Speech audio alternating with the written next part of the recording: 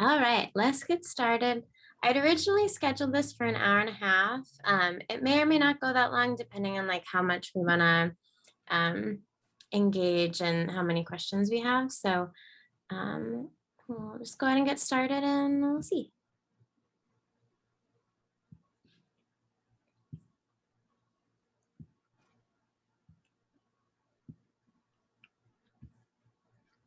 All right, so tonight's workshop is planning a campaign that can win. I wanted to start off by just sharing some of the resources I used. I'm not necessarily going to read all of them, but if you just want to take a look, and also if you look at the presentation later, there are lots of resources out there that appear to be great resources sometimes that aren't always so. So I think this is a really important aspect. I know I didn't do this last night, but it was more specific. But so these are just some of the things I find really useful as I've been learning to be an organizer. All things I'd really recommend. Okay, so what even is a campaign? Does anyone have like thoughts on like what that word means, what it means in context of activism and organizing?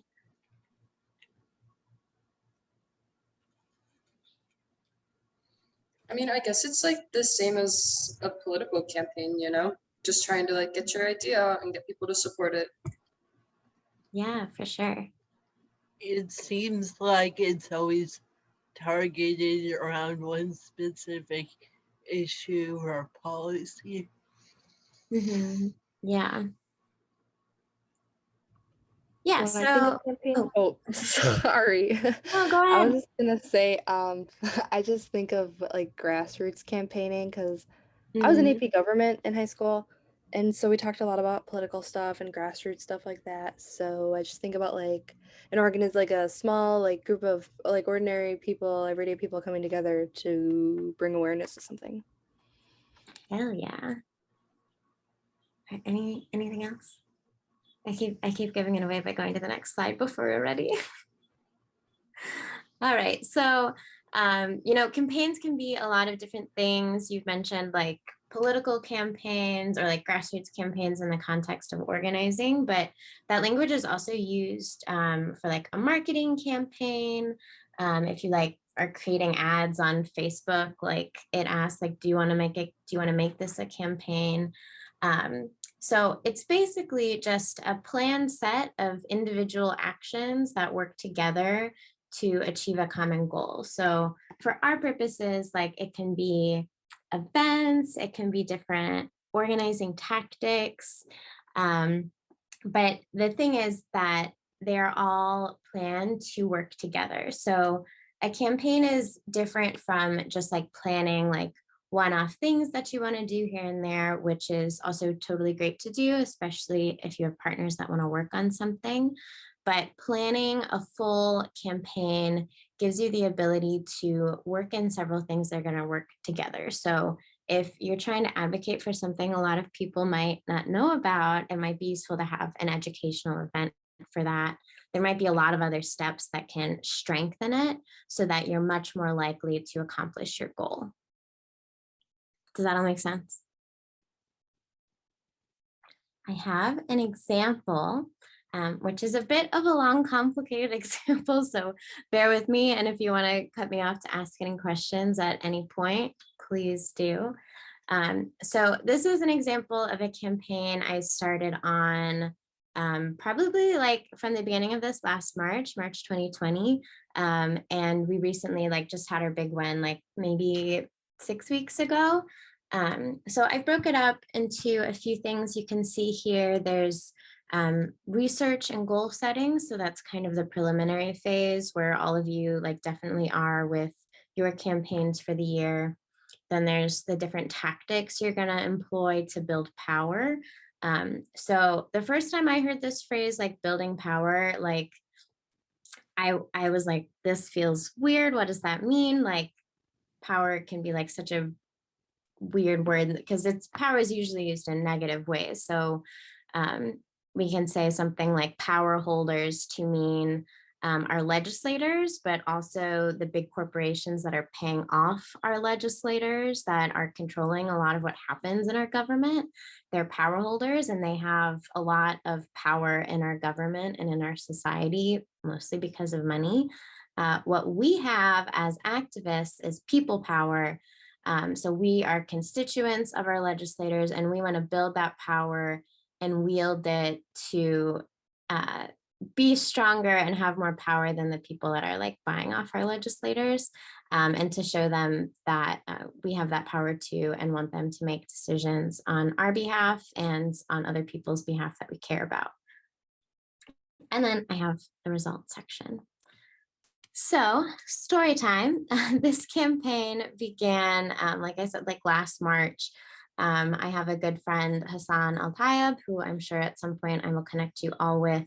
He used to be in my role at CAPA. He's the one who started the student network, actually. But I give him a call every so often just to kind of see what's going on in DC. Specifically around that time, I was calling him more often to find out, the world is shit right now. What can we do to make it a little bit better? And, of course, this was still when Trump was president. So what we could accomplish foreign policy wise, we weren't going to end any wars. We weren't going to do anything super major, but trying to figure out what is something that we can actually do that we can win that'll have a concrete impact on people's lives during this horrible time. So I was talking with him for a while and he kept telling me about this thing called a general license, which is this complicated government document that would come from the US Treasury and State Departments that would say, it would like be a free pass on economic sanctions, so that other countries can deliver aid to countries that the US has sanctioned. So countries like Venezuela and Cuba and North Korea are currently experiencing all these sanctions that make it hard for them to get supplies they need. Sanctions are bad in general, but this would be a way to alleviate it a little bit. So we decided this is a thing we want to ask. It seems doable. And we started working on it. First, we need to figure out, okay, we know what we're doing, but who do we need to target? How are we going to make this change happen? Like I said, it was something that would need to come from the Secretary of State and the Secretary of Treasury. Those two guys aren't really people who listen to regular constituents all that frequently. So to really have an impact on them, we looked back and decided we need to contact our legislators and have our legislators tell those two guys to do this thing. And then we asked, how are we going to influence them to do this? We decided getting a bunch of different Chicago groups behind this idea to support it and let them know that there's big support from their constituents for this policy would be a great tactic to employ. So we wrote a letter and then we reached out to a bunch of different groups to sign on to it. I think we had maybe 15 different groups. Some were local and some were some more national groups that gave some credibility to the letter and the policy. And we brought these to our legislators and said, this is something important to us that we think can make a difference. A reminder that sanctions are bad and this can have a good impact on people's lives. And thankfully, we had someone, Rep. Chuy Garcia, who is just the best, agree to lobby the Secretary of State and Secretary of Treasury to do this. He wrote a letter that was ultimately sent to their offices with other legislators signed on. And that ended up having a big impact in DC. These multiple steps got legislators talking about how sanctions are bad, about this idea of a general license and how it could have a major impact on people. And it started to change how things are working. I want to be clear, it was not just CAPA that did this. There are lots of other groups that were advocating for this, but we knew that, and that's why we thought it could have more of an impact because we knew we had the support from all these other groups. also want to note that CAPA DePaul held a teach-in around that same time and got different students to write postcards to their legislators asking them to support this policy as well. And then the results, the last thing that was here on this building power thing, the letter with Chuy Garcia was, I think, in October or November. The DePaul event was in December. And we weren't seeing much happening and kind of felt like, oh, maybe it's not going anywhere.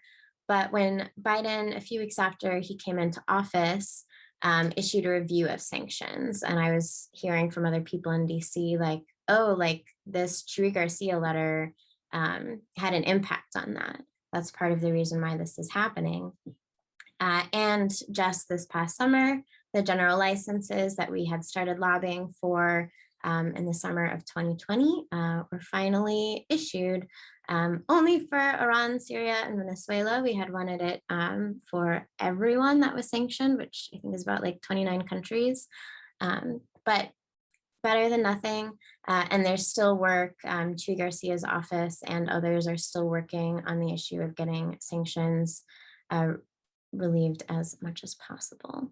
So in the grand scheme of things, this is actually a pretty short campaign that we were able to accomplish this in a year. It's kind of why I wanted to share it, because it is a little easier to explain than maybe some longer ones, but an exciting one that had results. So does anyone have any questions about that or thoughts of how these different items like worked into the whole picture?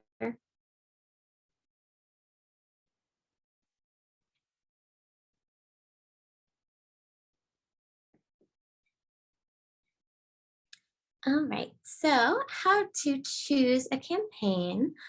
I had an idea here for us. How about we take turns really choosily reading each of these? And if you can think of maybe any examples that come to mind when you think of that, it can be anything. It doesn't have to be like CAPA related or any campaign that you think would make sense in it. Lucille, would you go first? You want me to like give a campaign idea? Just read the first bullet point, and if there's anything that comes to mind with that prompt for you. Okay. I think that a really good way to recruit members, definitely, I think like members specifically would be being able to go to the organization fair or just talking a lot about it to students, like Colleen had said, talking to our professors, seeing if we can like talk to the class about it, like having flyers to go around the school. I think that that could be a good way to get people interested, especially if we have an interesting campaign that we want to push and get people like more interested to be involved with it, you know? So Yeah, absolutely.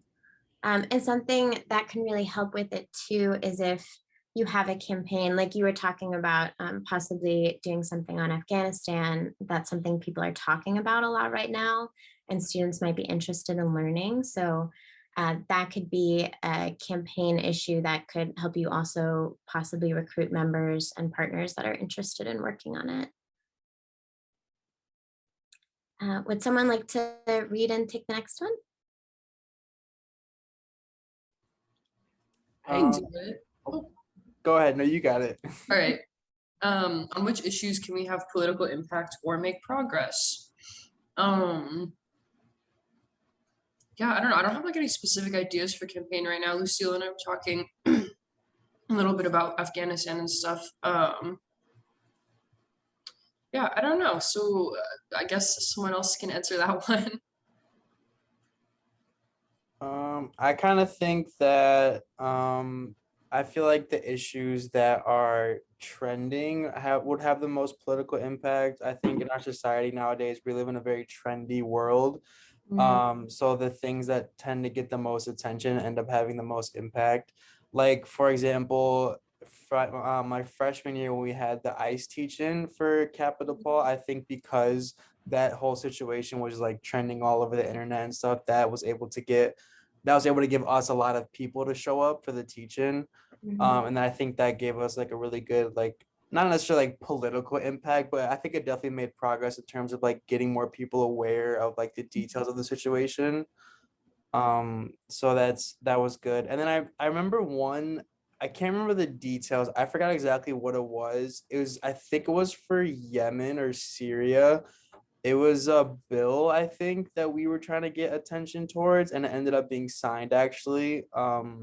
So like that was like another trending issue too.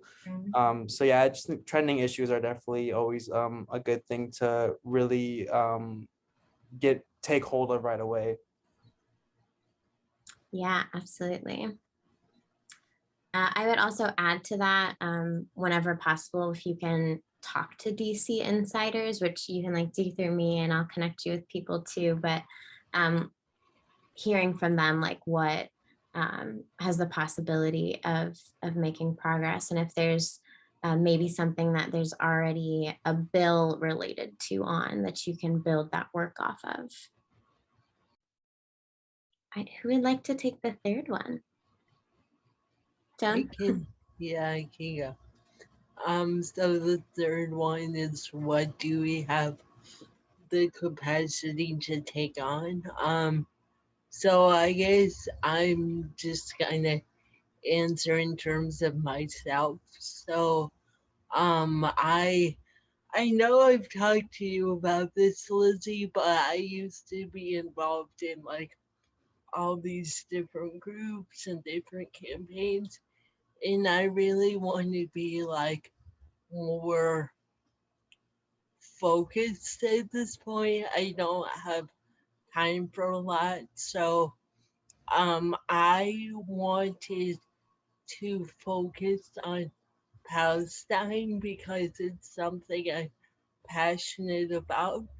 And then also more generally, I've been looking at being more involved in campaigns for racial justice. So like in the US as well. Mhm. Yeah, thank you. Would someone like to take the next one?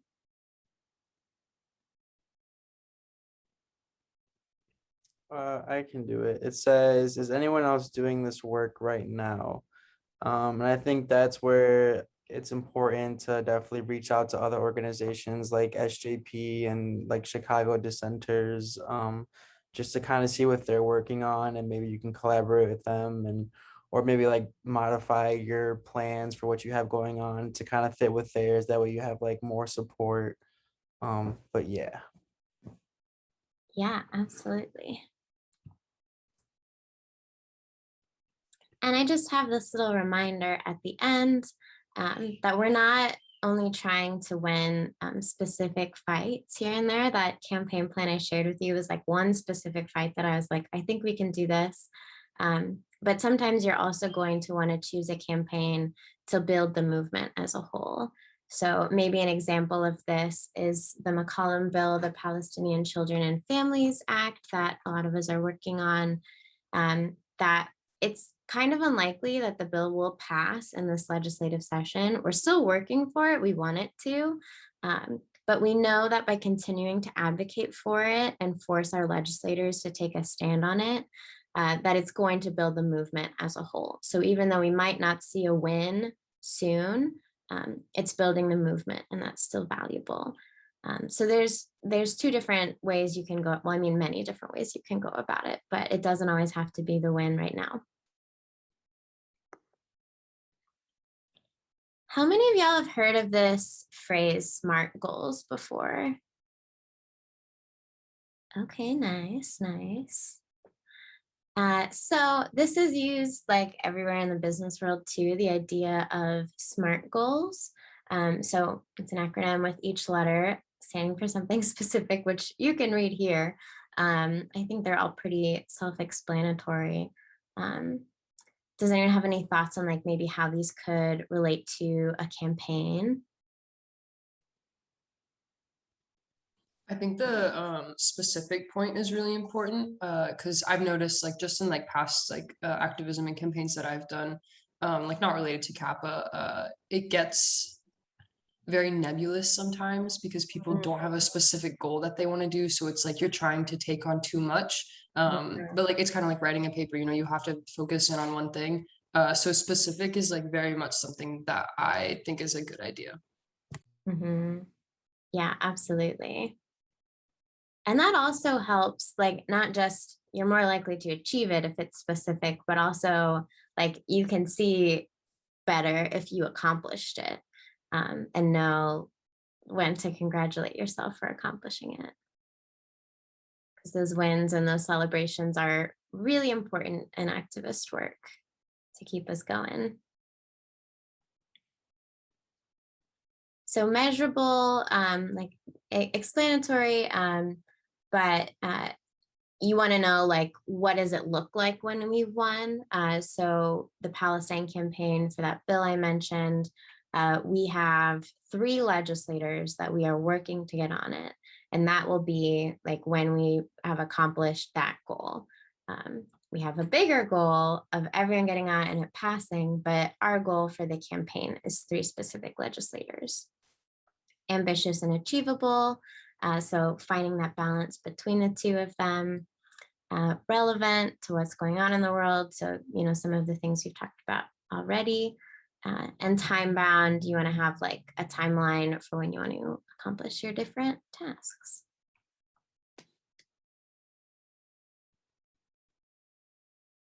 I'm just going to skip this unless anyone has something they want to contribute. I just wanted to add that I think it's cool that I've heard SMART goal in the counseling context because the students I'll be working with are all in the counseling mental health field, and I've definitely heard of it like being used with clients. I've heard my teachers use it. So people I'll be talking to are already like in that mindset. Mm-hmm. Yeah, that works out really nicely.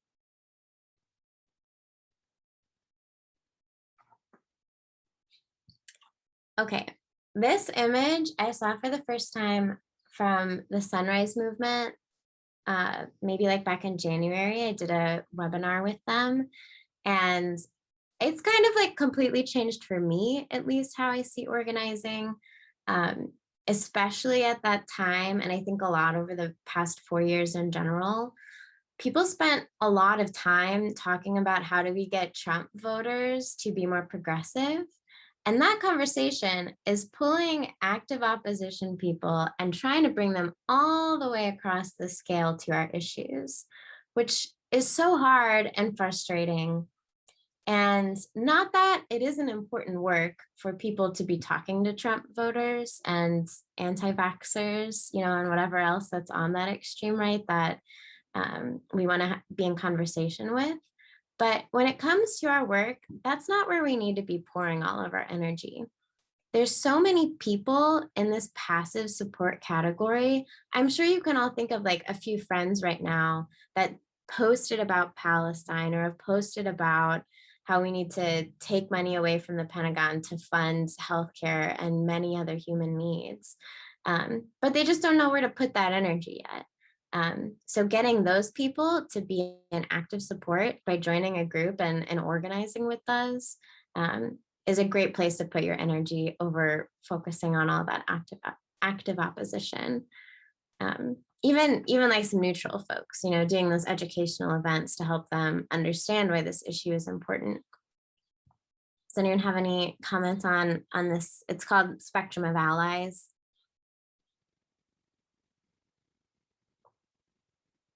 I also want to add, people can be, this is issue specific, right? So we know like not everyone like votes Republican and feels the same on every issue, or votes Democrat and feels the same on every issue.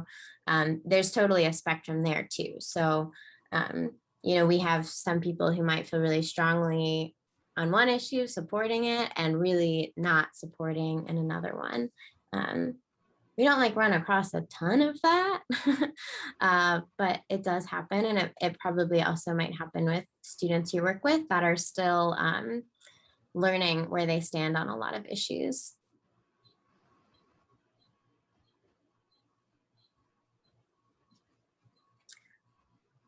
Does anyone need a little break before we go into this? Are you gonna take water, or I'm gonna take a drink of water. Could I add something about that last slide, maybe? Mm-hmm. I don't know if anyone will find this useful, but I saw a different graphic lately that was talking about like the spectrum of being like a supportive racial ally or co-conspirator, and on like the one end was obviously like how not to be, but on the other end it had actually um advocate and activist as like the same degree, like far on the other side, just differentiating like in system advocacy versus like outside of the system protesting, etc. And I had never seen it laid out before like that. I'd always seen it with like the far left being like in the streets, like anti-system. So it was actually helpful to see like that you can be just as much active like within systemic work, if that makes sense. Yeah, I think that's so important. So we're clear, CAPA is definitely an in the system, since we spend so much time talking to legislators. I know, Joan, you and I have had conversations about that. And I love that. I haven't seen that graphic before. The MAP strategy, one of the resources that I had early on, it's a book about like how social movements occur, and his analysis, he also puts those two in the same category as there's like 5 different roles he identifies within social movements, and that there's one that like works within the system and one that is more frequently out in the streets. And a lot of times in activist spaces, those two are really in combat with each other sometimes. Like they look at each other and think like you're doing it wrong. But at least in his analysis, and I would also agree with it, that you do need both to be making the change happen. Like unless we're tearing down the full government, going full revolution, like you are going to need some people that are willing to have those conversations with legislators to make the change happen. And you also need the people that don't give a fuck about what they're doing because they know it's all bought anyway, which, you know, we see as true, but you can still make change and you can still put that pressure and increase the conversation by doing the advocacy work. Does anyone else have thoughts on that in the system versus on the streets?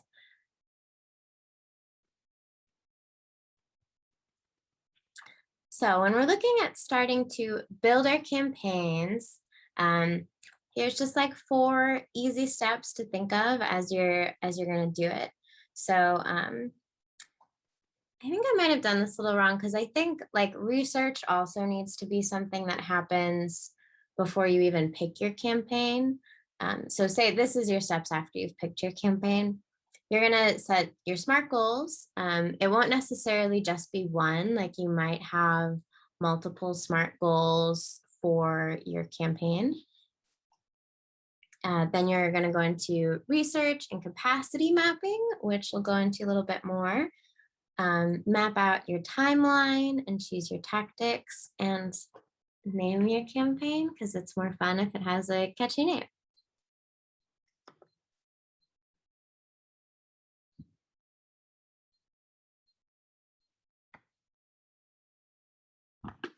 All right. So my thinking now, I want us to go into breakout rooms and talk about like where you guys are thinking so far for your campaign. So it's okay if it's totally like in the beginning. Think of this as sort of a peer-to-peer, I forgot the word that I wanted, but to discuss with each other. So what is a peace and justice issue that you would like to see addressed? That would be your specific demand. And who do you think has the ability to make that change? It's okay if you don't know the answer to that yet. That can be more of like a research thing, but maybe know to at least that that is a question you need to ask. I can probably help you identify who that is. And then if you're doing a one-on-one with me tomorrow or would like to just talk about it some other time, we can go into that deeper. All right.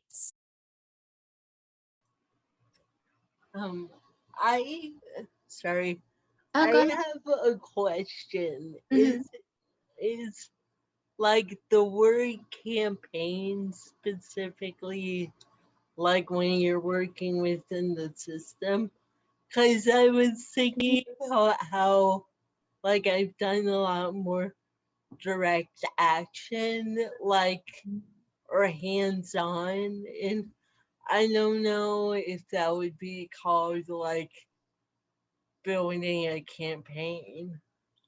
Yeah, I mean, that's a good question. I think it probably depends. There's probably like some one-off actions that might not necessarily be part of a campaign, but Asada's daughters did one. I could have told you who it was at the time. They were working to get like some very pro-cop person out of office, and had a campaign to just like trash her name in the media for a couple months leading up to an election. And so they had like multiple actions planned that were part of the campaign to get her out of office. And they succeeded.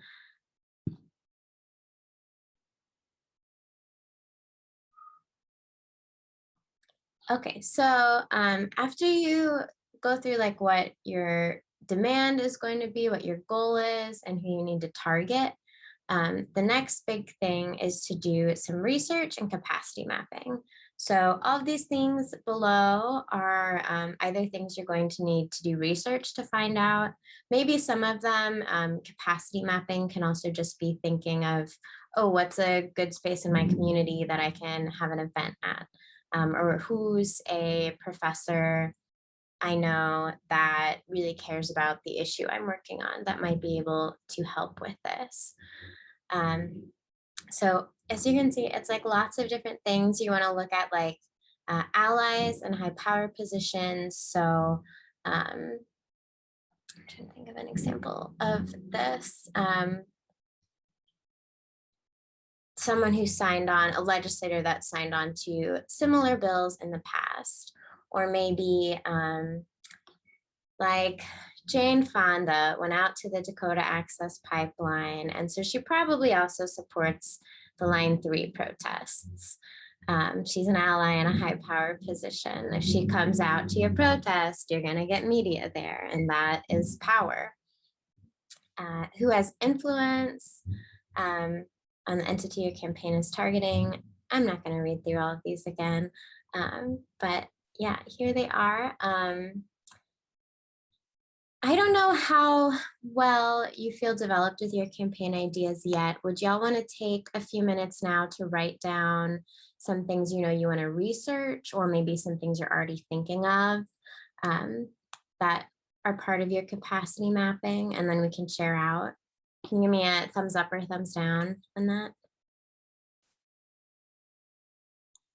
Okay, cool. So let's take like 2-ish minutes, and then if 2 minutes pass and y'all are like more time or earlier than 2 minutes, we can end earlier too. But just take some time to like write some things down that you're thinking of. if it helps to like look at this and think of those specific prompts like physical spaces, community groups, advocacy organizations, go for it.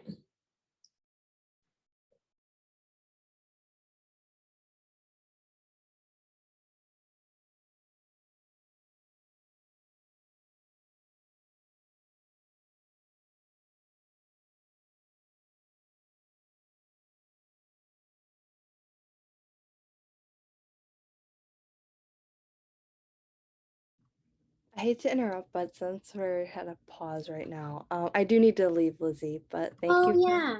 thank you for such a good meeting, and I'll see you tomorrow. Okay? Thanks, Cecile. Bye. Bye.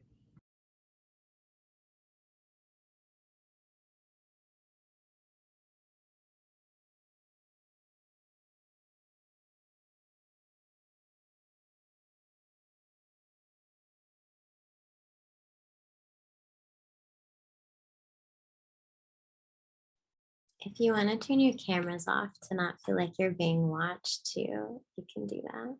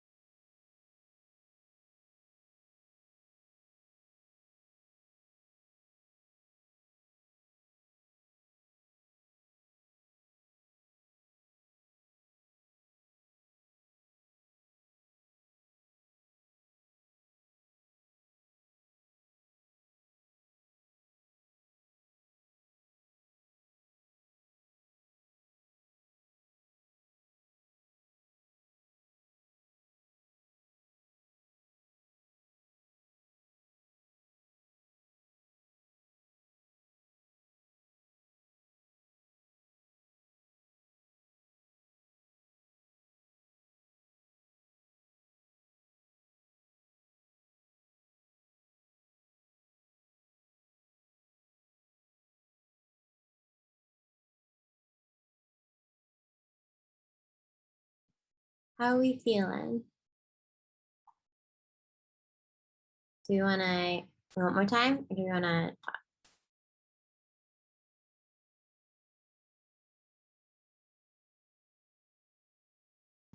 I'm good with either. Well, I guess let's bring it back.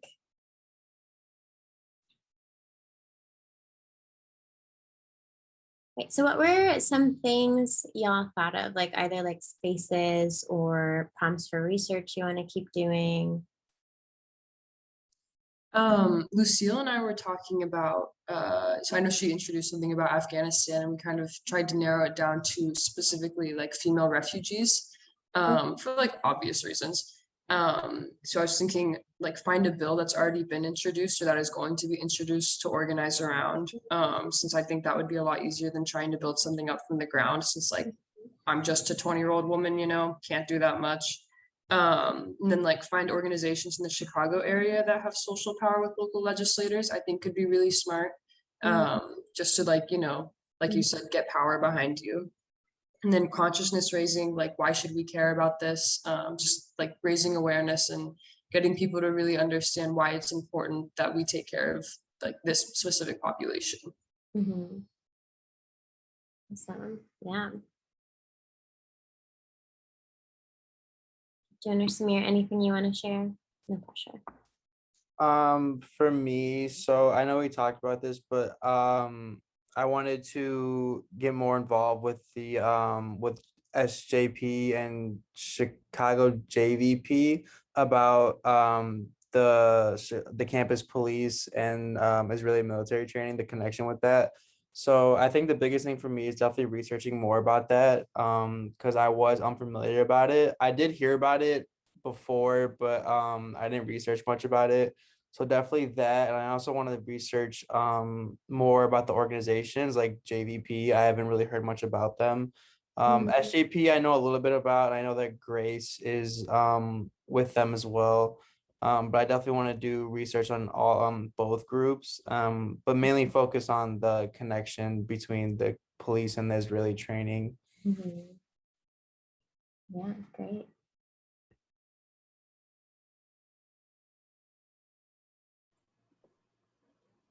Um, so I don't have a ton to add, but the prompt was making me think of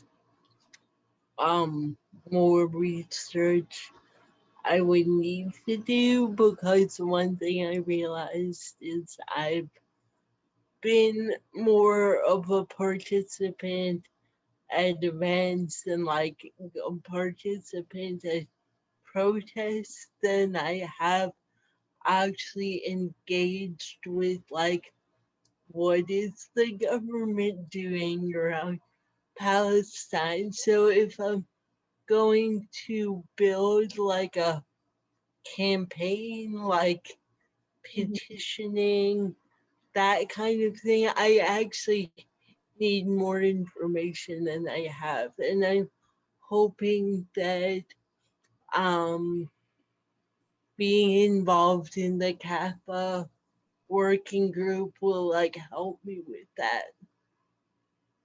Yeah, yeah. That, I mean, that's great, Jen. It's good to like realize like, oh, I have all these questions.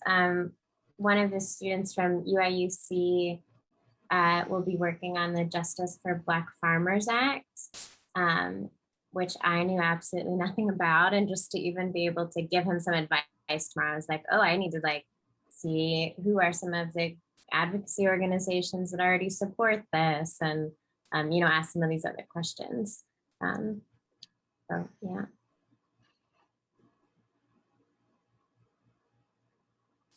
All right. So your next step after you are doing those other things, doing your research, you're going to want to set your timeline and pick your tactics. So this is a really complicated, in-depth timeline that you do not need to use. I have a template of it. If any of you are like, oh, this looks amazing, I'm happy to share it with you, or I can work with you to create your own. So you can see with this one, this is from Food and Water Watch. They do a lot of really great anti-fracking advocacy, as well as some other, like Keep Water Public, lots of other great work. So they've broken down this like specific campaign that they are encouraging folks to do into these different realms. So grassroots pressure is something like sending postcards, gathering petition signatures, something like the coalition letter I shared about earlier that we did for the sanctions campaign. So that's showing the people in power that there are lots of constituents that care about this, building that grassroots pressure, or the power building, like I expressed earlier. This plan also has like your recruitment and leadership development, because your campaign is going to need members, obviously, to be successful. But if you want to treat that as a separate goal for your organization, that would also be understandable. And then, events, coalition building, media. Media is a pretty big one that I know might feel really intimidating. I still find it really intimidating. So if it's not something you want to incorporate into your campaigns, that would totally make sense. But if you happen to have someone in your organization who's a really great writer or a really great speaker that would like to write an op-ed or an opinion piece for a paper and get it published, or maybe someone wants to speak at a rally and you want to call the media out to hopefully get some of that speech on the news. If you're interested in doing any of that work, I do have experience with it a little bit and have other people that can help with it as well. But in the more manageable realms of events and coalition building, Samir brought up coalition building with Jewish Voice for Peace and Students for Justice in Palestine. Recognizing that those coalition relationships are going to make your campaign stronger. And then events, these can be, things like protests, educational events. It can be like a bonding event just for your group that are all going to, you might be bringing in new members and educating people, but you'll also be strengthening the ties with members of your organization. Yeah. My mom is like really tired from building stuff these past 2 days. So we gotta get home so she can sleep. Yeah. But so I have to go. But thank you very much for this meeting, and I'll be at the meeting on Sunday. Awesome. Thanks. I'll see you then. Good luck with the rest of your move. Thank you. Bye-bye. We're almost done, y'all. Name your campaign. I'm not going to belabor this. It's fun to give it a fun name if you can. All right, so tactics are some of the things that you might identify as that's activism, like a petition, that's activism, meeting with legislators, all of those like little things, like it's those things built on each other that are going to ultimately build your campaign. So as you're building your timeline, things like getting a petition out is going to be one of your tactics, or getting letters to the editor published, that's a different tactic.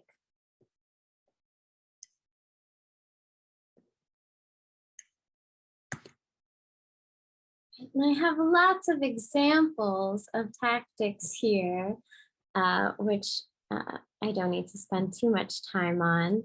Meeting with legislators, this was UIUC, they met with some state legislators on like a Green New Deal for the state of Illinois. Protests, occupying spaces. This was some of the DePaul students. They sat outside of Representative Quigley's office, asking him to sign on to Medicare for All, which after like 2 or 3 weeks of them hanging out outside his office, he did. This was urging Janchikowski. This is kind of like some public shaming and also like a public statement to get her to sign on to the Palestinian Children and Families Act. Vigils, these are 2 former students, Grace and Lauren, speaking at a vigil for Yemen. What are some of your ideas for tactics or successful ones you've seen? Oh, I think John just lost connection. It's just the 2 of us. Well, I guess I'll go. I feel like kind of like the other side of the coin of tactics that I've seen not work. Yeah. I did see like the public shaming thing kind of go a little too far. So I think that tends to villainize a movement. Like specifically the movement I'm thinking of, it was like harassing like a person until they quit their job, which like isn't the way to go in my opinion. So yeah, I think a tactic that I saw not work was extreme public shaming. Because like, I don't know, like I said, it just villainizes the movement, and like that's not good for garnering support.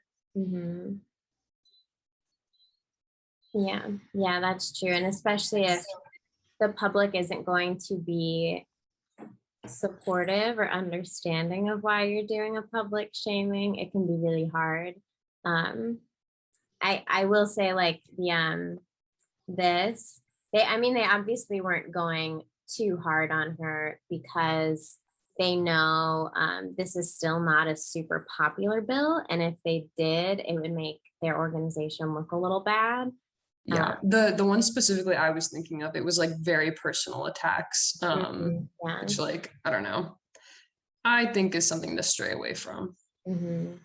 Yeah, I agree. I also think, you know, we said it so well in our community agreements for the foreign policy group, but our actions and organizing need to match the peaceful world we want to see. And the more we do that and show that behavior and that we can coexist with each other this way, you know, the more likely we're going to manifest it. If we're being assholes, like, like you're gonna get some pushback. Yeah, like, are you really fighting for peace that way, huh? Yeah. So here are some other things that aren't necessarily tactics, but could support your campaign. On the right is a voter registration drive. So, you know, they had like a party. I think they had like a cotton candy and popcorn machine out. They did it with the Student Government Association, I think. And so they got a lot of voters registered and got interest in the group, and they all had fun together, which is great for team building for your chapter. And Danica also had a relationship. I think she worked in Rep. Pizzardi's office. He's an Illinois state rep at one point. And the fair tax was just something that was really popular a couple years ago. People were talking about a lot and students were interested in. And they had the opportunity to like bring him in to talk about it. So it's like, I mean, this isn't for our campaign, but like this is a really cool opportunity that we don't want to turn down. We'll get students out and build the credibility of the organization. And that's my last one. Questions? I don't have any. One. Well,